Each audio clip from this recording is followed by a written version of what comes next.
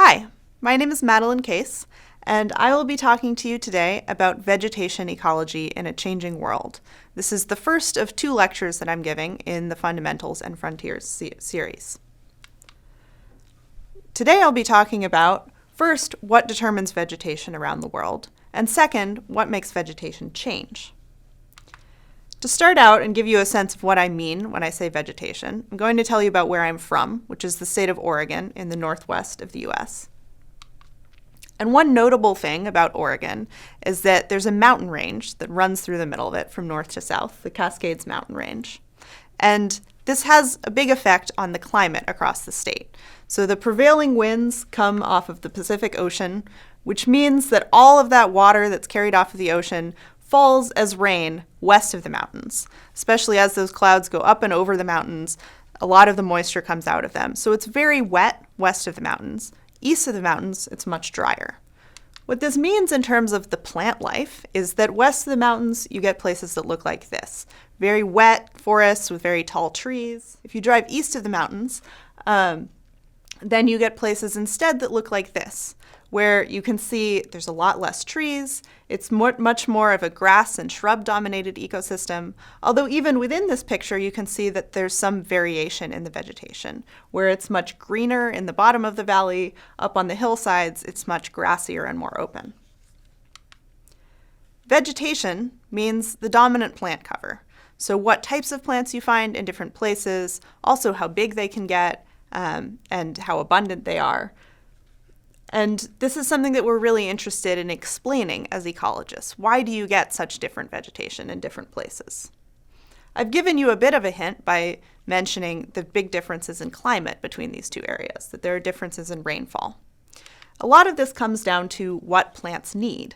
The productivity and dominance of different types of plants depend on their needs for water and sunlight, which are basic ingredients of photosynthesis. Also, whether it's warm enough for them to thrive, whether they have enough nutrients in the soil, and also their safety from threats like fire or animals that are eating them. And different types of plants are more or less adapted to dealing with stressful environments, whether they have enough of all of these things, and so on. And this can determine where you are finding different types of vegetation in the world. One of the first people to really try to quantify this was a scientist named Alexander von Humboldt, who was alive from the 1700s until the 1800s and traveled all over the world. And as he traveled, he observed how vegetation changes predictably with environmental conditions. Both as you go up a mountain, you can notice that you change from very tall forests to shorter forests to shrubs and so on as you move into colder and colder areas of the mountain, but also across global gradients in the climate, leading to maps like this based on Humboldt's ideas, where you can see that the whole globe is laid out into regions from the equatorial or torrid region around the equator all the way up to the frozen regions near the Arctic. And this is basically a map of the distribution of temperature in the world, the observation that it's much warmer at the equator than it is at the poles. But one of Humboldt's big observations was that you also see changes in the vegetation corresponding to these changes in the climatic conditions. Another scientist who addressed this and really tried to quantify this was an ecologist named Whittaker, who's famous for this biome classification. The biomes are the major vegetation communities of the world, such as tropical rainforest, tundra, and so on. And to a first approximation, you can lay out where these biomes occur based on the temperature and the precipitation. Precipitation being rainfall, snow, any kind of moisture that falls on the ecosystems. To understand how this works, we can look at each of these variables one at a time. So if we hold precipitation constant, but vary the temperature, you can get really different biomes. At the coldest end, it could be boreal forest. At more moderate temperatures, maybe you find temperate seasonal forest. And if you move into a much hotter area, you might find a tropical dry forest. So all of these places are getting the same amount of moisture on average over the year, but it varies quite a bit what the temperature is. So in the boreal forest, you're going to be finding trees that are better at dealing with freezing conditions, whereas the trees that you're finding in the tropical dry forest might be better at dealing with it being hot and dry some of the year. You can do the same thing taking a slice through this figure to look at how variation in precipitation changes the vegetation. So from the wettest areas where you find tropical rainforest, if you get less moisture, maybe you find a tropical savanna, all the way to a subtropical desert in the very driest places. So these are all very hot places, but you get tremendous variation in the vegetation you find based on changing how wet it is. Of course, it is more complicated than just average temperature and precipitation. This is a very basic picture of how the biomes, the vegetation types of the world are laid out.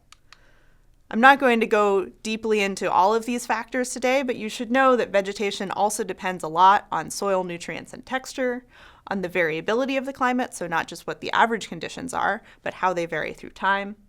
Landscape position and topography, that's something I pointed out in the picture from eastern Oregon where it was wetter in the bottom of the valleys than on the hill slopes.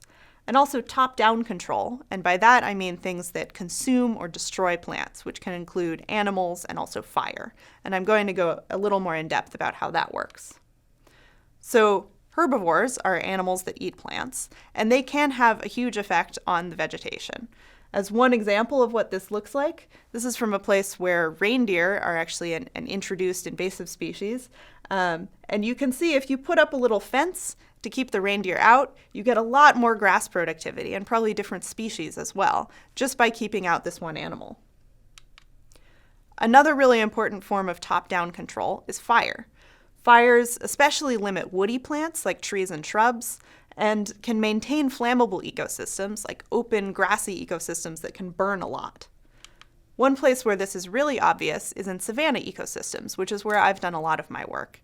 So this is in places right next to each other. The only difference between them is that on the top you're seeing a place where fire has been excluded for about 50 years. And what you can see is that the trees are doing a lot better. They're approaching something like a closed canopy. Whereas on the bottom, you can see right next door a place where they've been burning it every year, and that maintains it as a much more open system. And there are feedbacks with this, where the more open system also has more grass in it, which allows it to keep burning. So now that we've covered some of the factors determining what vegetation looks like in the first place, what makes vegetation change? And especially, how do humans make vegetation change? One really direct way that we can affect vegetation is through land use change. So really changing what we are doing with the land, how we're living on it. But also changing environmental conditions can alter what the vegetation is doing. Land use change can mean really any way that humans directly transform the landscape. So this can mean urbanization or suburbanization, deforestation, agriculture, all these ways that humans have really profound impacts on what the landscape looks like and what plants are still living there. We can also have indirect effects on the vegetation by the ways that we affect other things that are controlling plants. So one of these is changes to animal populations, and a really famous example of this is from Yellowstone National Park, where for about 100 years, wolves were extinct from the area because humans had killed them. When wolves were reintroduced, they in turn had effects on elk numbers and behavior, which led to eventually more vegetation along the streams. Humans are also changing fire around the world, and this can have different effects depending on where you are. So there are forests where the frequency and intensity of fires are increasing, and this can transform forests and maybe turn them into more open systems. On the other hand, there are places that historically have burned more, and people have suppressed fire. They keep it from burning as much. This can also transform previously more open ecosystems into more woody-dominated systems. And this is something I'm going to talk about more in my second talk, which is about vegetation change in savannas specifically. Another way that you can get vegetation change is if the climate itself changes. So this picture from Humboldt's ideas about where the different climate zones of the world are is not static. We know that, in fact, the climate on the Earth has changed through time, and that the distribution of biomes has also changed. So just over the course of thousands of years, the extent of desert and forest has fluctuated quite a bit, depending on what the global climate is like. This matters to us right now because we're currently undergoing big changes and rapid changes in the global climate, with increasing greenhouse gases, which are leading to increasing temperatures around the world, and changes in rainfall patterns, which are a little bit more complex, with rainfall increasing in some places, decreasing in other places. The variability of rainfall is increasing on the whole. And what you might have noticed is that both of these things are the axes of this basic climate layout diagram. The basic global climate template is changing, which you can imagine might change where you find these biomes in the world. But we also have to know how this will interact with local factors to determine vegetation change. Things like the animal populations, the fire regimes, what the soils look like. All of this could determine what kinds of changes we actually see in the future. How do we study and predict these changes? A lot of different ways. And I've worked on various methods here. One is monitoring and observation, either remote via satellite observations or on the ground if we actually go out in the field and measure what's going on with the plants. You can do experiments, either deliberate experiments like this greenhouse experiment shown here, or what we call natural experiments, especially on really large scales. You could take advantage of variability that there already is in the environment to look at the effects that has. And also doing models especially when we need to predict what will happen under conditions that we've never seen before. If you want to see an example of how we study vegetation change, you can watch my second talk, which is specifically about vegetation change in a South African savanna, and I'll be talking about research that I've done myself on this topic. Thank you for listening.